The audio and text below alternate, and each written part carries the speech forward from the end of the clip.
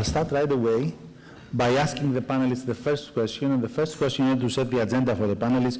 From your perspective, what's the biggest challenge regarding the technical solution and how we do the closing the gap after the incident?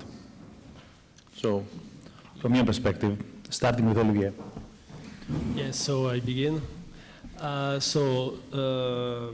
The technical solution could be in different topics, because we try to find a solution, at least according to the regulation, for sure, but we need more today, because we have huge vessels for CMA CGM or huge company, and our problem today is to have an access to the containers.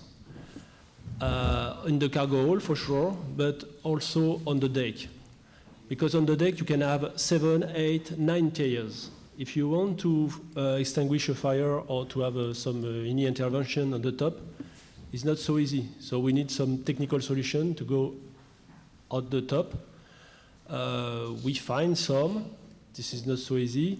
So we try to have many many technical committees with class society to have some upgrade standard, like FOC with ABS, you know, FOC standard. We have some discussion with BV to find some solution for the firefighting system on board our vessel. So in two phases. One is this is for mobile equipment for the guys on board, because as you know, the first point is the first minutes are the most important to firefighting or to other events you have to manage. And the second type of technical solution are a fixed one. So it could be water, fog, CO2. The main challenge for us is to go inside the containers. Because when you have some trouble with the containers for firefighting for the containers, you can flood, you can put CO2 in the cargo hold. At the end, the fire is inside the container. And the challenge is to go inside the container. And today, this is not so easy to find technical solution for this. This is one of our main challenge. Okay, Clive? I think one of the main problems, there are a number of main problems, obviously. Carbonate cargoes, they're not DG cargoes, they're not classed. Introduce water to them, silicon or manganese, 100% LEL. So these things have to be checked at the initial stages before the Salvage Master Clive, can you speak closer a little bit to the microphone, please? Sorry, did anybody miss out on that? Should I start again? Carbonate cargoes, silicon or manganese, not declared cargoes, introduce water to them, 100% LEL produced. Generally carried below deck on the Hanjin Green Earth was one of them, SS Kolkata more recently, flooded holds, 100% LEL. Salvage Master has to make a decision on flooding holds or using water in the holds. Does he have the right information to deal with the cargoes in the first place? And we're not talking about crews here, because how do you expect a crew to know all these new cargoes that are coming onto the market? Okay, Siggi? Well, the challenge is the size of the vessels nowadays and how to reach where the problem is. If it is a fire or is it after a grounding, how are you going to offload containers? You know, that is really the biggest challenge. And being on board recently with 3 fires on board a container vessels, is to access the containers which are on fire. In cargo hold, you have access to one side of container because there is a fixed bulkhead in front and aft of each 240 feet. So you have only access in the center, and then you can only access one side of the container. So you can maybe flood it from one side. That's about it. On deck, where you have the lashing bridges now going up to 3rd tier or the 4th tier, but then still you have another 6 above, which you have to reach. And to float these containers or access these containers is a huge challenge. And then people are talking about twist locks. There are 2 challenges. You know, there are fully automatic twist locks, which are a big challenge if you have vessel listing and aground.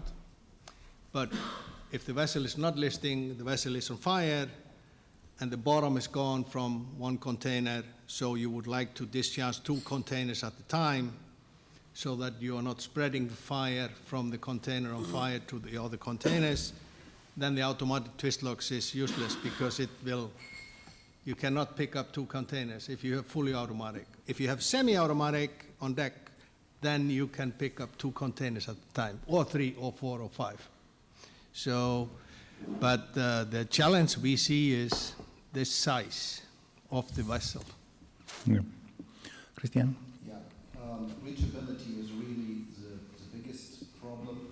It's also a problem for the salvage personnel. It's not a good AB or bosun or engineer anymore. Needs to be an industrial climber with firefighting experience and rigging experience. That will be the new challenge for educating our personnel on board on a casualty. Okay. Now, I have another question for you regarding the proximity to available resources and, some specific areas. How about, let's say, Arctic trading? We discussed this in the past.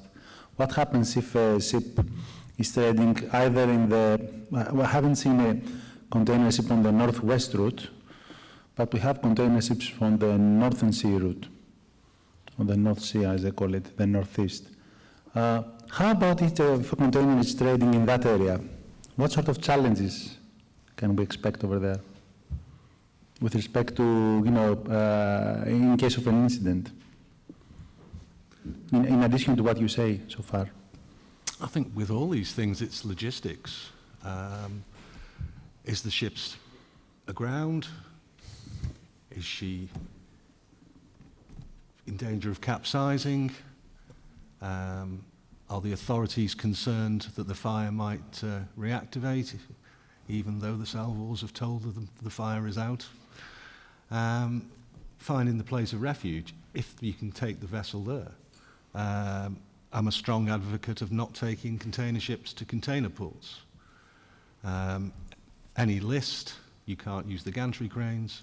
Mm-hmm. Siggi has mentioned about the twist locks, you have to gas axe them. Then you also have the issues whether there's DG there, blah, blah, blah. So there's a lot of planning that needs to be put in place before the button is pressed. Some people think that is delaying things. It's not. It's actually having the plan and having everything in place before you start the exercise.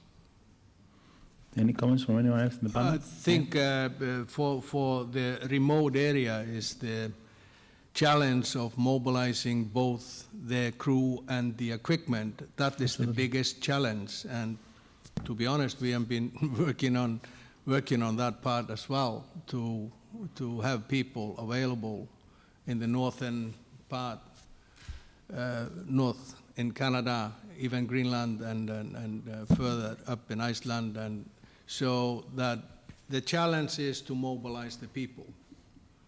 How to get the people there, the right people at the right time.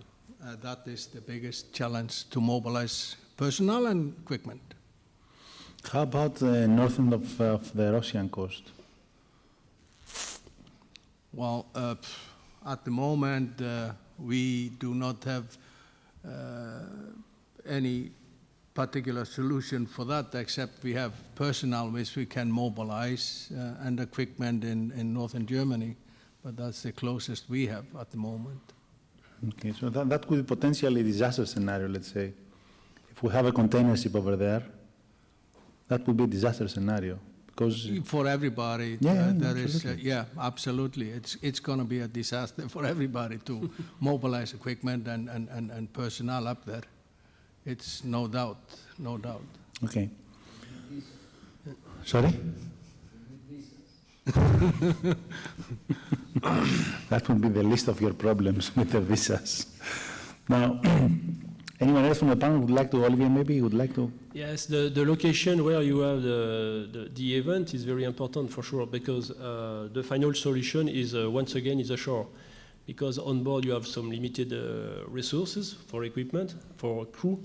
At the end, with the crew, the target is to contain the fire, or to contain the event, to protect the guys, for sure, the vessel and the cargo. And after, maybe after 30 minutes or 1 hour, you need some shower help, for sure. Yeah. This is today the policy, the general policy. And if you have the best equipment, you have only 25, 26 guys on board. So even if you organize the best way possible your team, at the end, after 1 hour or 1 hour and a half, there is some problem to organize, and you need more resource, human resource, and so on. May I ask, do you have any ships so far making this route in your own company? Yeah, sorry? Have you had any ship on your own company making that transit so far? Yes. Yes, in the company we had. So we had some. We can have help ashore for external help, but we had also some internal organization, because we have many vessels and many agencies, so we can have a support for them. For them, some sorry, for equipment or more people is possible. But at the end, we need professional guys. Yeah, absolutely. So this is the point. Hey, Christian, any comments on this? Any comments on this? No, okay. Now, my next question is, what options do we have to handle emergency lightering in a worst-case scenario offshore? What are the associated challenges and what are the associated risks? I'm just repeating how we handle emergency lightering in a worst-case scenario offshore. Challenges and risks. Siggi, would you like to start? Challenges is again, if there is lightering tonnage available, and we have now recently started the LNG thinking, and so yeah, the challenge is first of all equipment and the weather, obviously, and the location where you are, where if you have the right equipment and the tonnage, how far is the tonnage away, if there is availability, so, and hoses and and pumps, if external pumping is required, how far is it away, and what's the location, weather, sea condition. Okay. Olivier? Yes. Port refuge is a big issue for us, because when you have some case, at the end, you need a port of refuge. And today is very difficult because you have some authorities that not accept, or there is some political reason and so on. And there is another point, this is just physical reasons, because when you have a vessel for 400 meters and 50 meters wide, you need a port that can receive this kind of vessel. It depends on the area, and sometimes it's not so easy. Yeah, absolutely. Clive? Well, the experience was the Napoli. She was only 2,800 containers on board, but it took us 3.5 months to discharge her. And that's half a mile off the UK coast. Yeah. So multiply that wherever else you are in the world by the size of the vessel. So Now, my question is, always in these occasions, what have we learned as an industry out of the MSC Napoli case? That's, I think, what have we learned? What have we, put in practice out of the MSC Napoli case? I mean, you correctly said it. And as an industry, what have we done? well, I think there's quite a few positives. We've from that case and some of the ones before that, the CMA Jakarta and ships like that. Initially, getting the right information. With the Napoli, we had the assistance of the SOS rep, which helped tremendously. More recently, the Flaminia in Wilhelmshaven, where we had some difficulties with various authorities which prolong things. And it's these things that I feel, my personal opinion, that can be ironed out, as long as at the beginning everything has been set up, like with the salvors, the owner, the charterers, in some cases 7-slot charterers, so 7 sets of law firms, absolutely. etc. These all need to try and get that information, the cargo information. It's okay getting the BAPLI file, then you know what the lead DG is on the BAPLI file, but you don't know what the subproducts are until you get the DG listings. And that can take days. And in that time, these guys are fighting, or the crew are fighting a fire on board. Without knowing what it is. What they're fighting. Absolutely. Absolutely. Christian? Yeah, the biggest challenge is really the container handling. There are a couple of heavy lift vessels which could assist in container handling, but they are made for doing heavy lifts and not cargo handling. And then we come to a matter of speed, and you can be lucky if you do something like 4 or 5 containers an hour. And if you have 20,000 or even more on board, you just need to do simple calculation how long it will take in best weather case. We're not talking about weather downtime. We're not talking about downtime by shift change, refueling equipment, having enough tonnage to get the cargo away and somewhere ashore. I think that will be the biggest challenge. Okay. My next question is about firefighting. As fires do occur on board container ships, so the question is, are the seaboard systems and appliances adequately designed, or have they failed to keep up with the advancement of the rest of the vessel? Is the firefighting capability of the ships? We have regulations, we have SOLAS on this, and we have construction requirements, and we have operational requirements. So my question is firefighting systems on board the ships up to date with the size of these ships? Yes. Olivier, you think you mentioned that at your comments? Yeah, for sure, because the regulation today, this is not sufficient, maybe. So we need more. So we can have some technical study about different system, but we need more. And the point is to have some discussion to upgrade the vessel. So there is two points on this. For the vessel already in force, it's very difficult to upgrade because the cost is not enormous. Not economical. So the second point, and maybe this is the point we have to make some action, this is the new building vessels. Because you can integrate during the construction with the shipyard the new system, so the fixed system for sure, with a low cost. Well, we can discuss about the cost, but the cost is more manageable when the vessel is new. So today we try to develop this for the new vessels. And for CMA CGM, there is another challenge. The new vessels are with gas, LNG vessels. So we need other system to prevent fire around the gas tank, because we have to protect the gas tank for sure. So we have a different program for this, for the 22,000 TEUs and 15,000 TEUs for the next. So the first one is the next year, so this is tomorrow. And so it's under progress. Okay. Clive? From your experience, what do you think? It's not really my subject, but no. No. I'm just saying, from your experience, what do you think? You do see a lot on these jobs. I think one of the ones that was interesting was the Hansa Brandenburg, where the accommodation was completely gutted, as well as the engine room, but the cargo forward of number 3 hold remained sound, and that above and below deck, but that's because she hadn't got to the next port to load in those spaces. So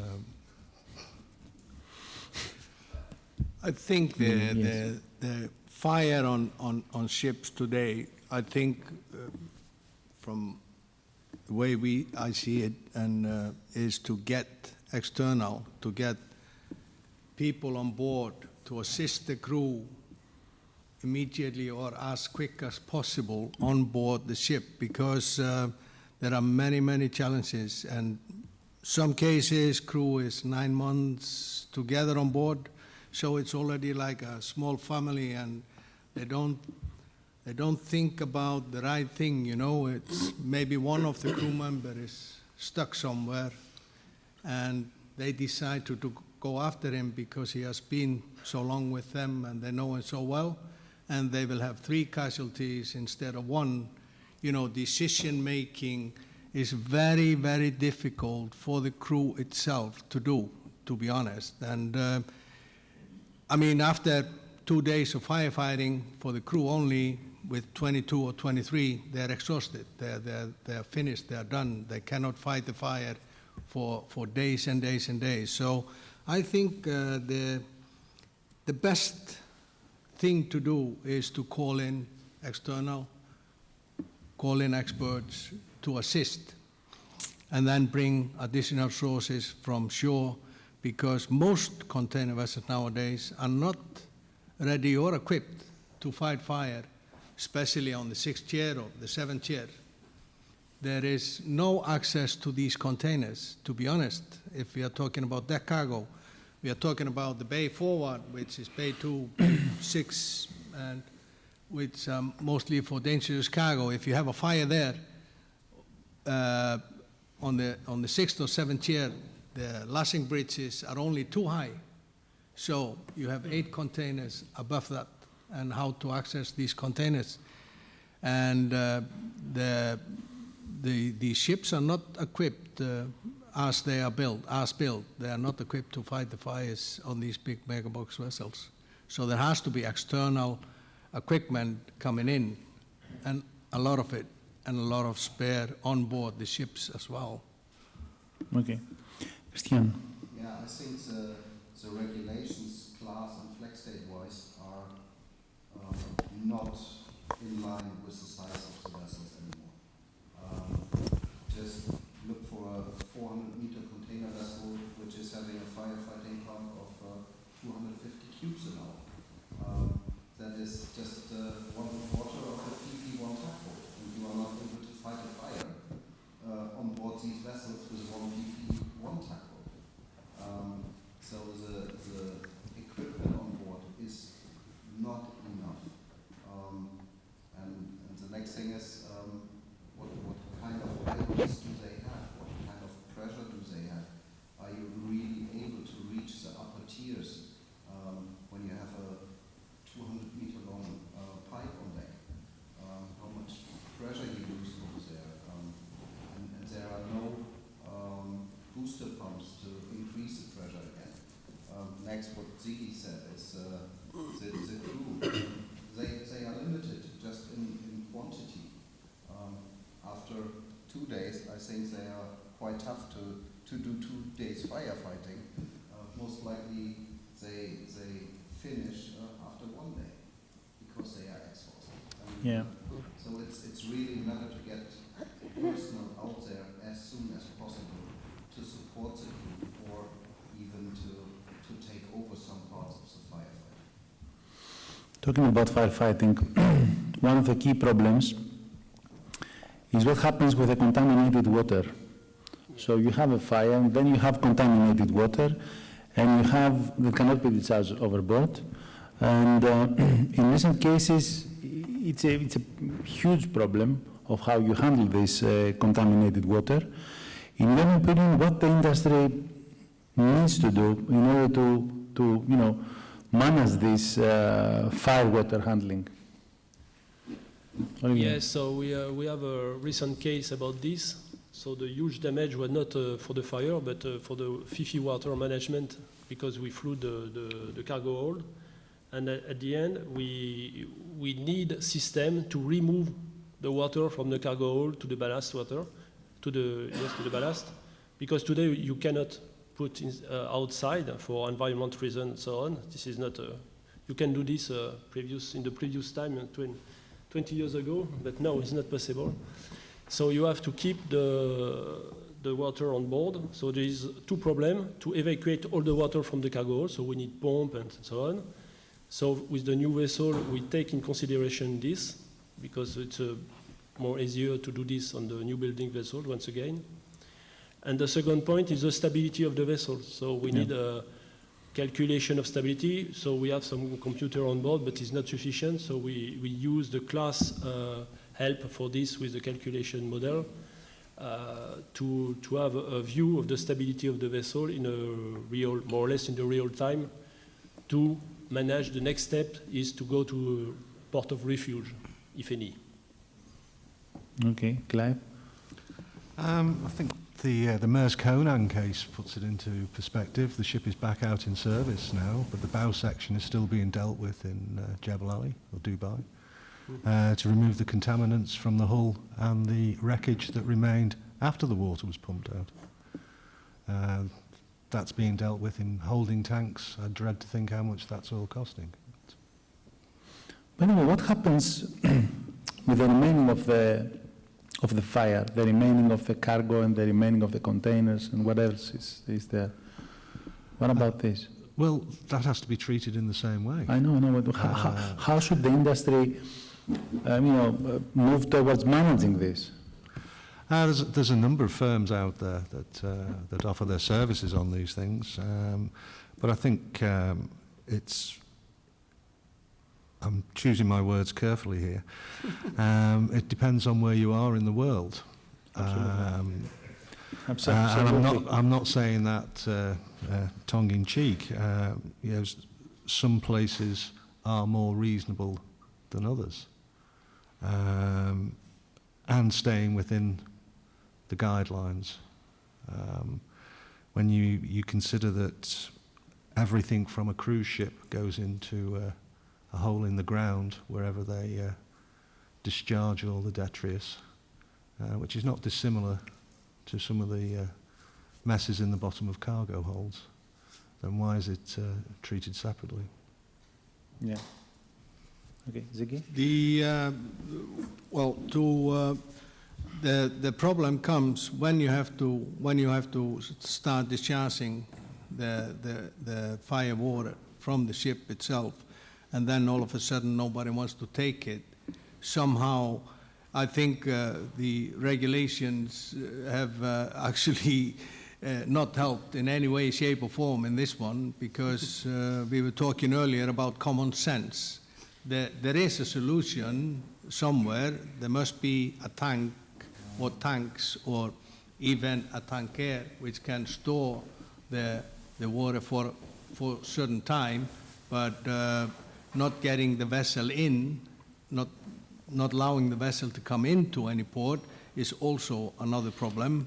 Again, but I just would like to mention that even though you put this water into a tank on board the ship, it still is a contaminated water.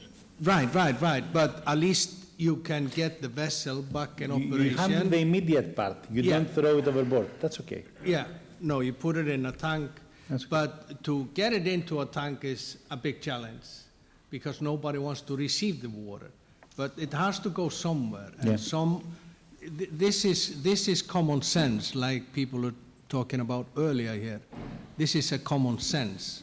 So I think the regulations and the rules have actually not helped in any way to solve this issue, because it's very easy to say, no, we cannot receive it because it says so-and-so, you cannot discharge it. So what's going to happen to it? When you say regulations, you mean regulations for the port side or regulations for the ship? No, on the shore side. On the shore side. That's on okay. the shore side. That's okay. That's what I mean, because they don't wanna take on the problem. They wanna leave the problem out there, and they don't have to deal with it. But again, these specialized companies that Clive mentioned, they have ways to handle the problem, not in all parts of the world, as Clive mentioned, because Clive chose his words wisely, saying some parts of the world are more, what did you say exactly? Open? No, not open. He said, what exactly was the word? You used a very nice word. No. Reasonable, you use the word reasonable, correct, reasonable, that was the word. So in some parts of the world, you have a way to handle, these companies find a way to handle this. Right, but if the vessel is not in that area, what do you do then? Then you have to take the vessel and most likely once you have discharged all the cargo, you cannot sail the vessel with flooded cargo holds or stability-wise or strength-wise and so on and so forth. So, yeah. Yeah, but the true at the end, when you find a port of refuge, at the end the vessel is like an hostage on the port. Yeah. So you, for the facilities and the management of the FIFI water and so on, you have to follow the regulation of the port.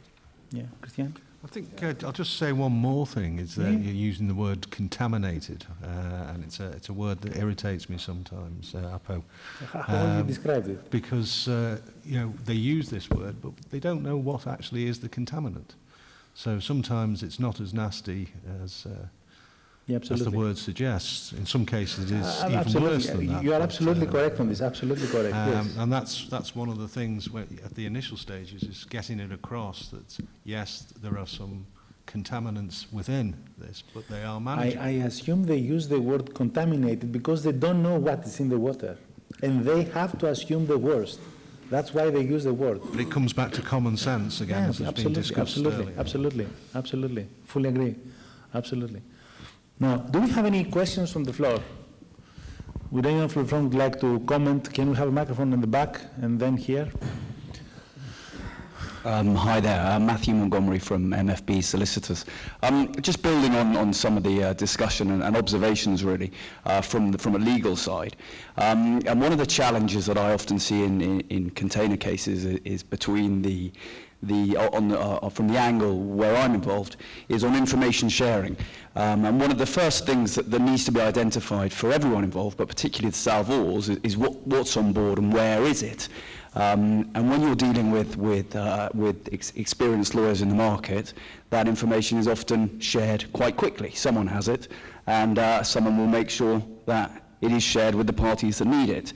What you find in my experience with container ship casualties is that you've got a number of slot charterers involved, you've got a number of different interests, some of whom will instruct lawyers, some of whom won't, some of whom will share information, some of whom won't. And it can make life very difficult. And so really it's a point just on these cases where I think where you see lawyers like Jim involved in these kind of cases, there is a real common interest at the start, and it's an understanding that what the intention is to save the ship, save the cargo, and ensure that the crew are safe. When you have parties involved who are cautious and nervous and concerned about legal liabilities, they may not share these documents and information. And so I think there's an educational role there, an educational task that needs to take place so that particularly slot charterers in these kind of casualties share the information that's needed for those who are on the ground trying to sort out the problem. The second observation is picking up on a point earlier about what lessons are being learned. And I think lessons are being learned, but it's very difficult with these kind of cases because we haven't really seen any mega box ship casualty yet. We've seen fairly small incidents. And so we're having to learn from those kind of incidents in a piecemeal fashion. I was involved in the Kia Trader, which ran aground over 2 years ago. The removal of the containers from that box ship was particularly difficult. She was only a 2,000 TEU vessel, so very small compared to what we're seeing now on the seas. And it ended up with Ardent having to bring in a Sky Crane helicopter to remove boxes off that ship. And you've now got a situation where we're over 2 years on. She only had 700 boxes on board, 780 I think. With 2 years on, Shanghai Salvage are still on the ground off New Caledonia. They've built a barge now, a semi-submersible barge, to try and clear up this wreck. So the challenges of those kind of operations, even with small ships involved, are just immense. And so I think there is learning going on. I think there are lessons being learned, but it is a challenge, and I think it'll be sort of on a case-by-case basis, unfortunately. Yeah, absolutely. Can we have a microphone over here, please, to Jim? Yeah, after Jim, yes. I'll just say to that, Matt. Oh, Jim. I was just going to comment very briefly on the contaminated water side and the what you were saying about what it's actually contaminated with. Part of the big problem, of course, is we have no idea what it is contaminated with. And an even bigger problem of that is that the water has mixed with what has been burned, what chemicals have come off what has been burned, and what cargo is in the hold. So the chances are that what is in the contaminated water in number 1 hold is different to what is in the contaminated water in number 2 hold. In fact, what is in the water at the top of number 1 hold is different to what is in the water at the bottom of number 1 hold. And that's the problem, is that getting a uniform sample that gives you an identity of what contaminants are in the entire water is very difficult. And if you take a sample, analyse it, work out what's in it, design a solution to remove that, you might find that when you get there, what you're actually given is completely different. Yeah, absolutely. Can I have Max from over there? Can I just answer Matt's question before as well? The Flaminia case, which Eckhart's involved in, 37 days before we got a working manifest after the fire broke out and deaths. 37 days. Things have improved somewhat since then. Okay, yes. Talking about firefighting water, the practical scenario, I believe, is that a vessel very often is under a luff at that time, meaning that the salvor is in charge.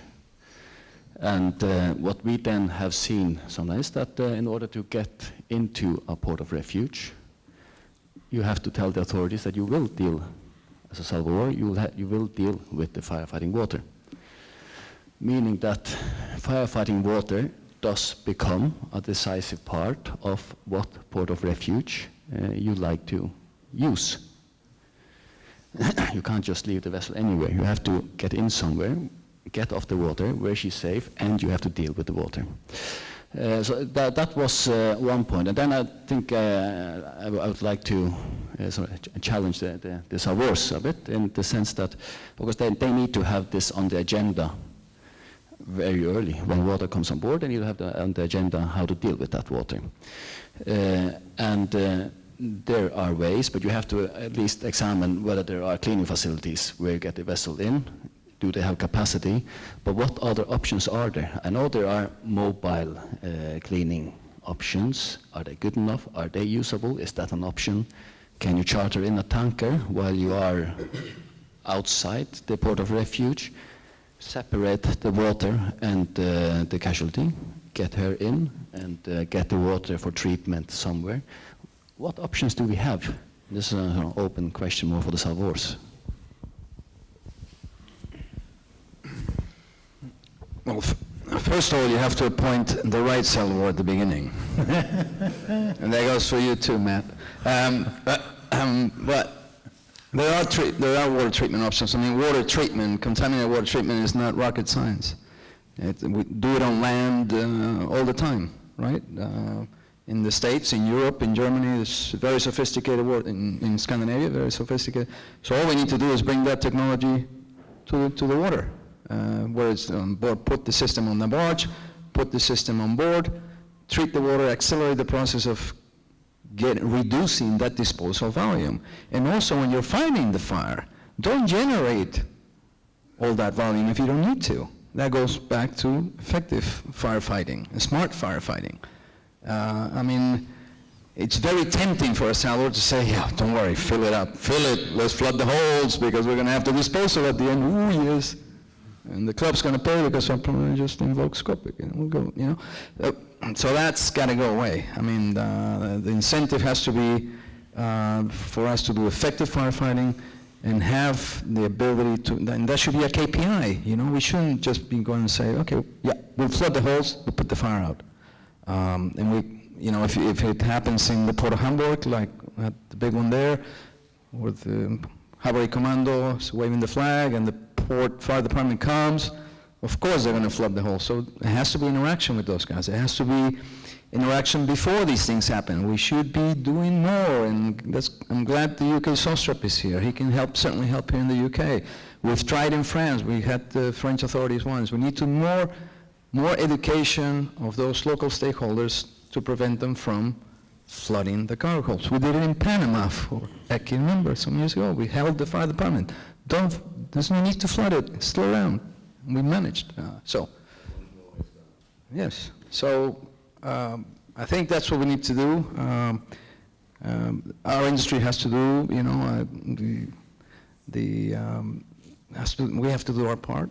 I think the insurance side has to do the part. The authorities, everybody needs to do it, and not just say, well, the next one won't be mine.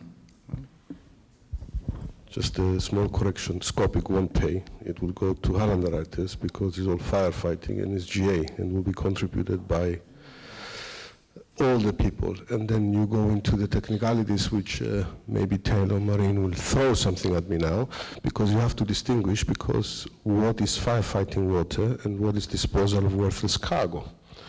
And this is not so easily done when, whilst you're grabbing the containers, things are falling off and ending up at the bottom of the hold. And this, what we've noted is that considerable delays in the timeline of a claim.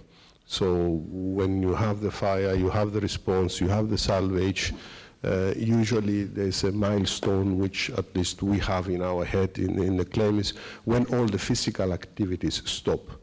And this, usually we had a case like 2 years, it took 2 years, and the majority of the delay and all this issue is dealing with all the cargo and all the firefighting and all this. This is what has pushed claims and not been finalized into the future. And this is a very important aspect to consider, because what decisions you make at that point will follow you for maybe more time than you might want. I wanted to, if I may, is there another question? You're going to talk about the same stuff? Okay, then stay with that, because then I'm shifting gears. I was just going to follow up on what Costa said, that there is sometimes a dispute between the hull underwriter and the P&I club as to who's going to pay the cost of disposing of this water. And of course it may not be firefighting water. I did a container ship salvage out in the Far East. She wasn't on fire, she'd run aground. There was a breach, the holds filled with water. When they finished the salvage job, got her into dry dock, she had quite a lot of water still on board. And there was a dispute between Hull and P&I as to who paid for getting rid of that water. The authorities wouldn't let them just cut a hole in the bottom of the ship and let this, which was basically seawater, drain out into the dock. In that particular case, it was uninsured. By some strange lacuna, it dropped between two stools and wasn't actually covered by the hull policy or the P&I policy. In that case, the owners fortunately managed to persuade their hull underwriters and their P&I club to pay half each. But that's an important point for a ship owner to answer is, you know, removing this water is either getting rid of a waste or getting rid of damaged cargo, which would make it a P&I problem, or is a cost that has to be incurred to enable the vessel to be able to be repaired, which is a hull problem and may or may not fall within general average. So that is an issue. Which one of my insurers does cover this? Because that's something that needs to be considered, and that may also affect how you want to deal with it as far as your salvage is concerned. Because if it's being disposed of under a Lloyd's open form salvage contract, and there is no Scopic invoked, and on these megabox salvages, the chances of Scopic being invoked are pretty small. Even on the Maersk Honam, the values were considered large enough that Scopic wasn't invoked. It's all either a hull or cargo Article 13 settlement. The club potentially are getting away lightly with the disposal costs of many $1 million in disposal costs of the contaminated water that's going to be picked up by the underwriters of the cargo and the hull underwriters as part of an Article 13 award. Okay, Elias, yes. I just emergency response companies, salvors, we know the problem, and being part of the equation, we have come up with solutions as well. We are innovators. In many cases that we are responding to chemical fires in minutes with foam, with pyrocool foam. T&T Salvage only distributes to the industry. We T&T Water, which has innovations that help with the support of the only problem is how the industry see those innovations coming into play during a salvage incident, and whether they would trust that a salvor will save them money by using those innovations and minimizing the time and the cost. So we have brought innovations into the industry. Some are in use, some are not in use. So a lot of people have to consider also how you can, like Mauricio said, how you can effectively fight a fire with a foam solution instead of flooding the holes or taking actions that would increase the problem instead of solving it. Okay. Do we have anyone else who would like to comment or maybe ask a questions? Can we?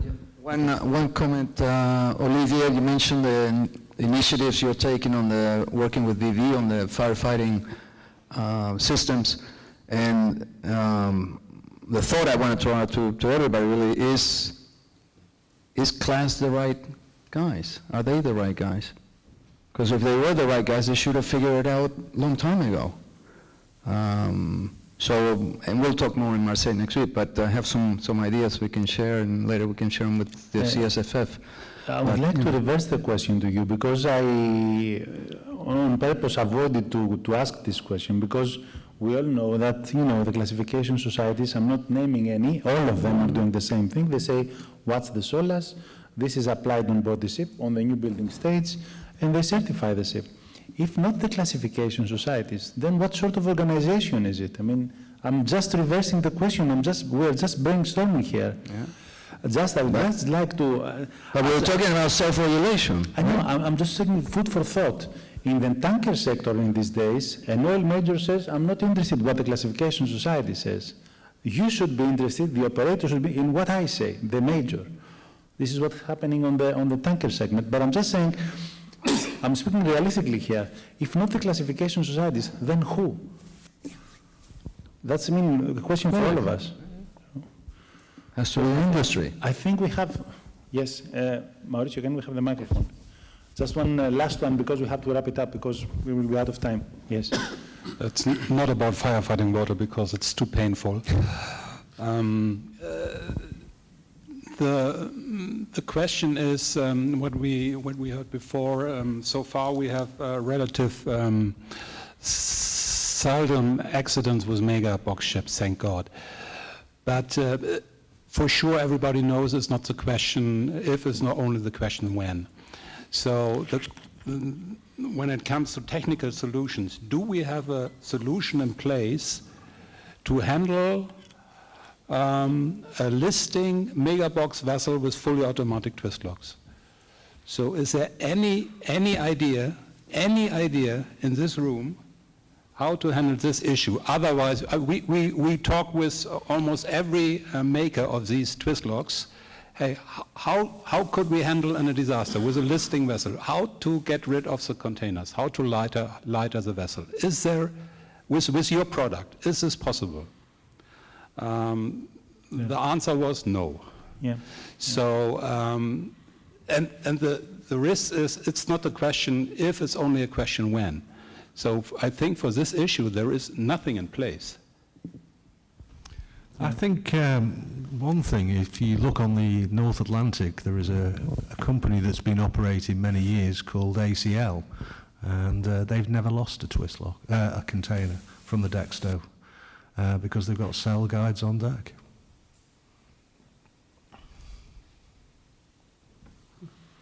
Okay, so... I was just going to say, did you think about that before you built them?